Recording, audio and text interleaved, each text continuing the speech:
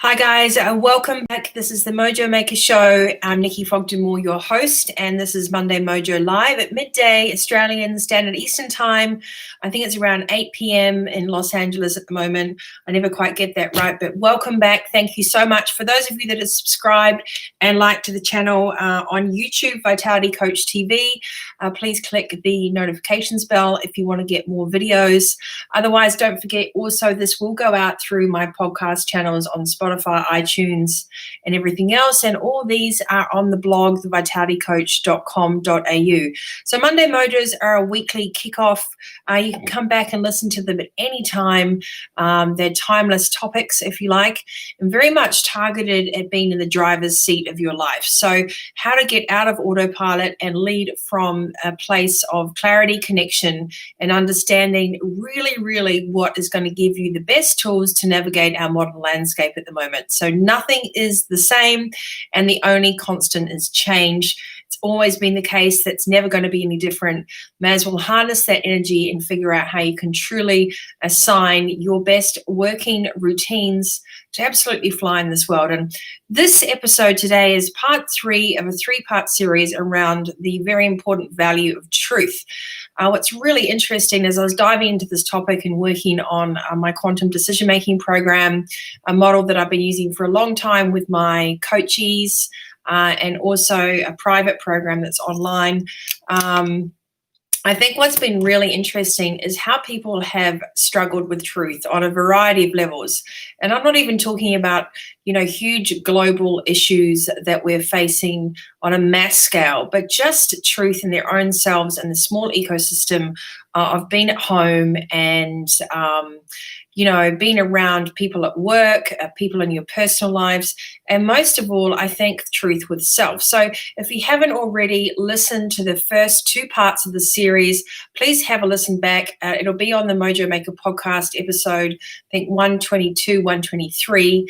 And also on the YouTube channel, Vitality Coach TV, you'll see these as part of the live episodes in Monday Mojos. So do go back and have a listen. Just to recap, those first 2 parts in the series were the very important element of defining your truth, or let's call it discovering your truth, because as we go through life, we're born with all this truth, but it's kind of eradicated out of us, eroded out of us, suppressed throughout time, because we're taught to be good. We're taught to conform, to do the right thing, to not say anything to ruffle feathers, with all this programming and limiting beliefs that we actually fight for without realizing that they're sabotaging the truest, most centered place at all that we can operate from, which actually enables everyone else around us to be in their sovereign self as well. So those first 2 parts of this journey are crucial. And if you do this work properly, bear in mind, these are 1 or 2 blog posts, 15 to 20 minute videos. If you really do this work properly, and if you're listening to me, I don't do hope projects. The effort that you put in to really understanding the conversations that you have in your head and to knowing which mind to listen to, right? So I always talk about the difference between self-talk and self, or ego and self. And if you want lots of references on that, I suggest downloading the book by Eckhart Tolle on the New Earth, where he talks about all of this. You're not going to get rid of that self-talk, which is giving you fear, doubt, blame, shame, guilt, judgment, etc., etc. But you've got to understand, like the Matrix, that you can see that thought come up and you can hear it and you can push it aside and not listen to it, because that is judgment. And that judgment is not actually reality. It is pre-programmed limiting beliefs that are keeping you stuck and suppressed, and also not letting society work in its well-oiled machine of, if everybody was just in their truth, there'd be nothing to worry about. We wouldn't have to manipulate. We wouldn't have to lie. Wouldn't have to convert. Wouldn't have to sell anything to anyone. We could walk around being truly centered and grounded. And being in your truth doesn't always mean being namaste. There's lots of things where we talk about what we don't feel comfortable with as well. So today's session is the 3rd part of the series, and I think it's a really important one, because we can encourage, whether you're doing interpersonal relationships or work relationships or whatever else, it's all the same thing. We have to create a truly safe environment for people to share their truth with us. And there's 3 things I'm going to talk to you about on today's show. Number 1 is I'm going to really ask you, are you prepared to hear the truth. Because a lot of people say, yeah, I just want the truth above everything else. Please just give it to me. I'd rather just know up front. It's so important. But then they don't really want to hear the truth. So if you're going to ask people for the truth, be prepared to receive it with grace and not to counter argue it. So if you've asked someone to come forward and to tell you what's truly in their heart, an idea, a project, or whatever else, you have to learn to receive that and create a safe place where you can do that. The second part of that is, are you prepared to consistently provide a safe place for that truth to be the common culture? So every single relationship we have, whether it's commercial or business, or personal, it doesn't make any difference. It's a relationship. You have to consistently provide a safe place for truth to be the standard modus operandi. You can't just go, yeah, we're all going to have a big brainstorm and it could be around the kitchen table. You could ask your kids to come up with a whole bunch of things. Everyone just put their truth out, and we're really going to have that as our culture now, and our values as a family and our values in a partnership. And then when you hear that truth, you're going to take that information and you're going to use it against someone later. Or you're going to say, well, you're going to actually harness that trust that someone gave you, and then you're going to shove it right back at them and say, I wasn't really serious. Truth isn't really the way we ought to operate. So if you consistently want to have a culture where honesty, transparency, conviction, and truth is part of your operating system, which we should all have, then you have to remember that you have to consistently provide a safe place for truth to be in the conversation. And as I spoke to you about the last couple of episodes, assertiveness is not aggressive. You can be truthful and kind with grace and integrity. So when you deliver truth from a calm, centered place, it comes from a place of grace. But if you're trying to convert someone to your idea and push your truth upon them, that is not assertive, that is aggressive. So that comes to point 3. Can you have a conversation without converting someone? So can you just say to someone, I'd love to hear your thoughts, and then I'm going to share mine, but we're equally interdependent, where you're allowed to own your opinions and I'm allowed to own my opinions. Now, this breaks down a lot when it comes to religion, politics, money, and, race and gender. Big topics that people just seem to always try and wade in. There's a difference between having an opinion and being gracious in your truth, and accepting other people that have theirs, and being judgmental and trying to force your thoughts upon to someone else. So if you want people to accept your truth and your opinions and your sovereign self, then you must reply with the same level of reciprocity to them. Remember, everything I'm talking about to you today is the same, whether it is commercial or personal. There is no difference, because we are human beings that communicate on an interpersonal level. Even though we're in a very robotic, digital world, it's interpersonal relationships that are creating the dynamics, the structure for society, the fabric for our commerce, and everything else. It comes down to the conversations that we have with ourselves and the conversations in the space that we create for others. So let's just talk about this.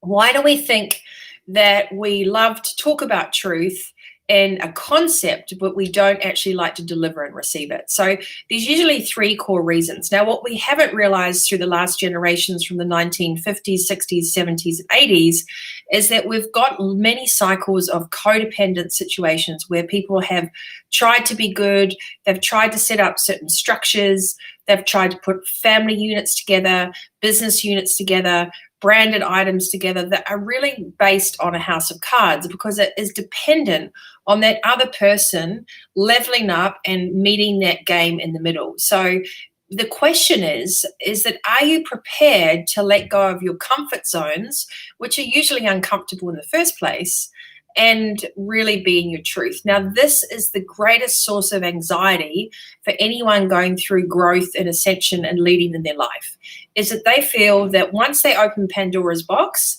they have to leave the people they love, the constraints and everything else behind them, because it's going to be too confronting and it's going to cause conflict. Let me remind you of a very, very important element. If by being in your truth, you alienate those that, so pause, love you, you push away people because of judgment and conflict, they were never your people in the first place.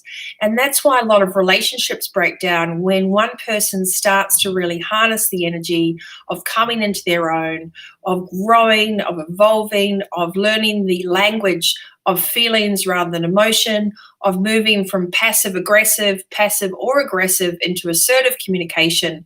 Old constructs of relationships, whether it's business or personal, tend to break down. Because beforehand, if there was just a nice, easy way of communicating where the truth was kind of known but unspoken and nobody got their toes stood on, you could kind of continue like that forever. But what you're doing is you're operating your entire life on 20% of your true potential. And you're also keeping the other people, parties, or person in that situation trapped. So you're in a codependent situation where the ability to not share your truth keeps the peace, but it also keeps you stuck.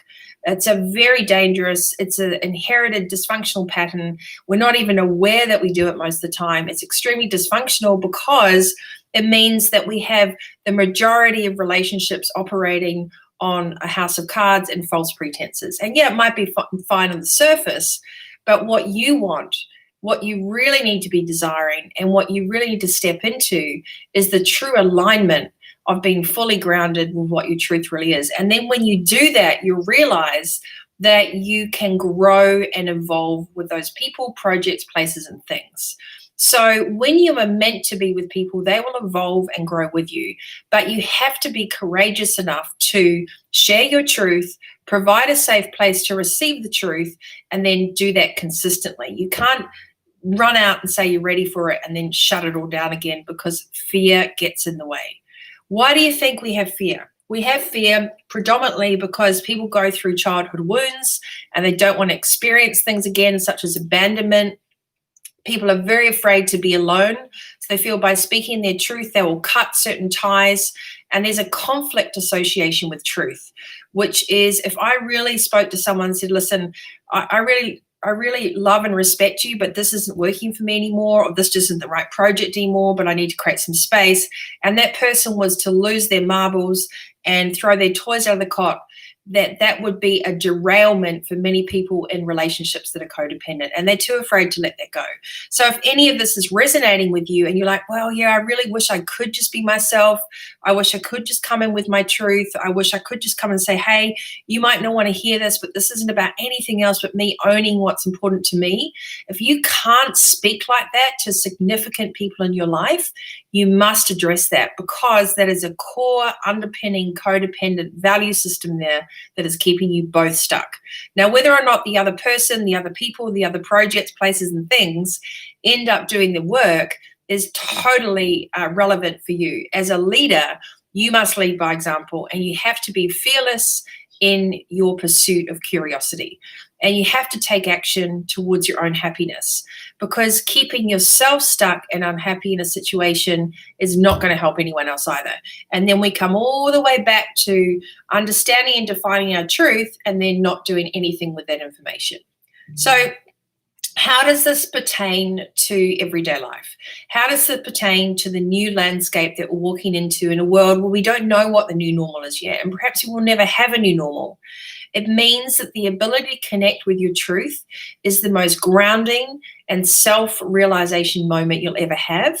And once you've done that, you have to lead by example to encourage others in your ecosystem that it is safe for them to do the same. So how do we ensure that people know it's safe for them to bring their truth to us?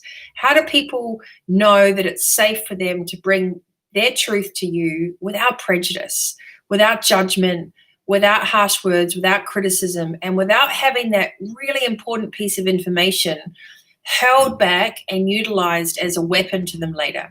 Well, that comes with those three questions: being prepared to receive the truth as a leader, a boss, a manager, a mentor, a coach, anyone in a position of authority, a parent, a friend, a partner, and allowing that information to be given to you and to not get triggered by it, because that is someone else's truth. And to understand that if someone is in their truth, you can't hang on to them to keep everything perfect for you. You have to allow flow. You can't keep stopping the oxygen of life from other people by being afraid of what their truth might do in your world. Because if you're trying to hang on to something or someone, and you know that person isn't in their truth inside this project or inside a relationship, then you don't have a proper project or relationship in the first place. You have to let people go and be themselves. It's very important. They'll either thrive in your company and grow and evolve and be incredible and add so much value and be their best possible selves, or you're keeping someone or something stuck in a situation which is unhealthy. So you must take responsibility to let go of your fear of losing someone if you know they're not happy in a situation. How do we provide a truly safe place for someone to come on a basic level in a conversation? So let's say I come to you and say, hey, Matt, I really wanted to tell you something. It's going to take me a lot of courage because it's really personal, but this is really my truth. So I'd like you to receive this truth without responding and realize that I respect you enough and trust you enough to come to you, to share this idea, to share how I really feel. So I ask that you don't respond. So I've come to you and I've asked you this and I've set the scene and I've created a landscape which has requested a safe place for me to deliver my truth to you. The best way to do that is to say, wow, first of all, internally, you have to acknowledge that that person cares about you enough, or that project or this job or that company or this arrangement, to come to you and ask you to hear their truth. So number one, you've already got an amazing feeling for yourself to know that you're trusted or you're an important piece of that puzzle. The second thing is how you respond. So if you were Matt, you go, okay, well, thanks so much, Nikki. I totally will do my best to sit here and relax. You have a safe place to deliver your truth. I understand that I'm not to respond and I'm just to listen. That is a really tough thing to learn. I'm terrible at listening because I'm such a big communicator. So, one of my dearest and nearest says, fields are green when I talk too much and I'm not doing enough listening. So what's a safe word that you can have with your partner or your leader or your team when someone's not doing enough listening? So as a receiver of truth, you have to acknowledge and say, thank you so much for coming to me to deliver your truth. You don't know what it is yet, right? I promise to sit here and listen and not respond straight away. Thank you for trusting me. And then you do that over and over again for people. You don't just turn the tap off and let them have one go at it. So as an organization, if you want to do a brainstorm, if you want someone to come into a performance review, if you want to hire someone and do a really good job interview, and you say, I really just want you to tell the truth. Do you think that they're used to actually being able to do that? No, nobody is used to telling the truth. No one is used to being in their truth. So we have to take our time with our truth training wheels on and create a consistent, kind, graceful environment for it to be okay for people to show up, even if we don't like what they're telling us. Even if we don't agree with it, we have to provide a safe place for that child, that student, that colleague, that employee, that partner, that husband, wife, whatever, to tell us their truth. And that means not responding. So no conflict, no judgment, no anxiety, and no converting, which is point 3 on today's series. Can you have a conversation about your opinion without trying to convert someone? Can you hear a conversation from someone without trying to convert them and talk them out of their truth? Because when you can do that, then you've mastered grace, then you've mastered integrity, and you've also mastered communication and trust. So take this time in the coming weeks. And you might say, well, Nikki, we have so many HR programs, and me and my partner, we've always spoken about let's always be truthful to each other. But are you really? Are you really stopping and creating the space for the truth to come out? Are you really creating safety for that truth to sit in the air a little bit longer before it's put into a compartment or a lid is put on it or a judgment is associated with that? I always say, take the truth with a sense of curiosity, not fear. Because when someone trusts you with that truth, that significance is the greatest gift you can receive. So take that with the responsibility that comes with receiving that information and be consistent about that. And especially if you're leading in today's new landscape, people are extremely afraid of moving away from old relationships that they've usually relied upon that probably aren't working for them anymore. They're also afraid of their finances. Maybe they haven't planned properly and they're coming unstuck. And JobKeeper and a few other things, they don't know how long it's going to go on for. So they're keeping up appearances. The third thing is a sense of personal pride and self-discovery. The whole world has been turned upside down. People are really questioning what they value, who they value, what's it all about. Instead of just having lots of things, people are really being forced to look at their emotions and their feelings, to separate their ego from their self and to truly align with what's important. So we need to be patient. We need to lead by example. We need to create a safe, consistent place for truth to be the highest form, and that's the only form. And to do that, you have to start to define yours, to share it with grace, to ask for a safe space, and then duly provide that to someone else. That total infinity, that never breaking circle of trust and integrity will be your greatest asset, because we all need to hear the truth. Truth isn't aggressive. Truth is kind, it is empowering, it is discerning, and it will give you your greatest opportunity to live the life, the creativity, the vision, the passion, the purpose that you've always wanted. So ask yourself today, what am I staying for because it's comfortable? Why am I not saying the truth to someone because I'm afraid that they'll respond a certain way or I'll hurt their feelings? Ask yourself the different question. Why am I keeping that person stuck? Why am I keeping that project stuck in a situation where I'm not even truly telling, showing, doing what it is that I could be? So when you're not aligning with yourself and you're not sharing the truth, you're keeping everything attached to you in that same stuck position. So the truth sets us free. It creates freedom, it creates choice. But often we're afraid that when someone hears our truth, they won't want us anymore. We're afraid that when someone hears our truth, they'll get totally shitty and angry and they go, and you're out. And this is heavily involved in situations where there's co-parenting, co-ownership of companies, and co-collaboration on projects. So when you have someone else you're relying on because that person has something that you value, you often acquiesce and you aren't in your truth. And I want to remind you today that that is a dangerous place to play, because then you are sitting in a codependent cycle where neither of you can truly fly. So ask yourself today, what would you really say if you could truly be in your truth? You didn't have to worry about anything, and you could say it with grace and integrity. What would you love for your employees, your partner, your ex-partner, your family, just to say to you? And there was no filters, and it came from grace and integrity because they trusted you with that information. So be the change that you want to see. Be the truth seeker. Don't try and convert people. Have open, graceful, assertive conversations. Trust your gut. Trust yourself. It knows the way. Your heart is the strongest compass you'll ever have. And when you can operate from that and combine that with your intelligence, your skills, your physical prowess, and your ability for vision and creativity, you can't go wrong. But if you sit there in the safety of the known but unspoken, everything will end up changing on you and out of your control. So surrender to the truth, create a safe place for it, and ask yourself, are you prepared to hear the truth from others? Are you prepared to truly provide a safe place for people to be truthful with you? And can you have a conversation with your opinion and your needs without trying to convert someone else?